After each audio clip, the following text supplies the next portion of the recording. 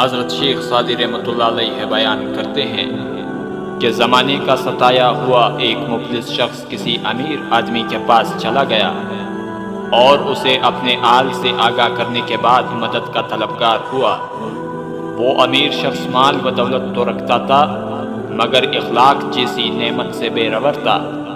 اس نے اس مفلس کو خوب ڈانٹا اور اپنے ملازموں کو حکم دیا کہ وہ اس سے دھکے دے کر باہر نکال دے۔ اس مفلس شخص کو اس بد اخلاق امیر کی یہ حرکت ناگوار گزری۔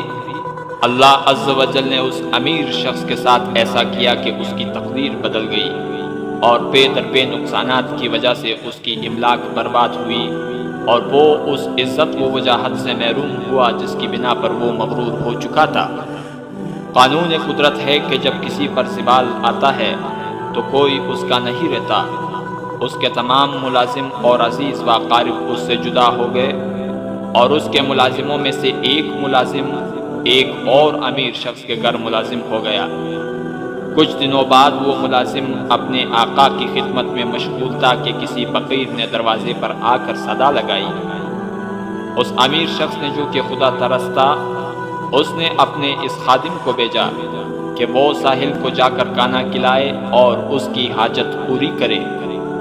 خادم کھانا لے کر گیا اور جب واپس آیا تو شدت غم سے بے حال تھا۔ اس کی آنکھوں سے آنسو جاری تھے جیسے اسے کوئی بڑا صدمہ پہنچا ہو۔ اس امیر شخص نے اس گریہ زاری کا سبب دریافت کیا تو اس نے کہا کہ جو شخص دروازے پر صدا لگا رہا تھا وہ کسی وقت بہت زیادہ دولت مند تھا اور میں اس کے ملازموں میں شامل تھا۔ آج اس کی یہ حالت دیکھ کر مجھے رونا آ گیا۔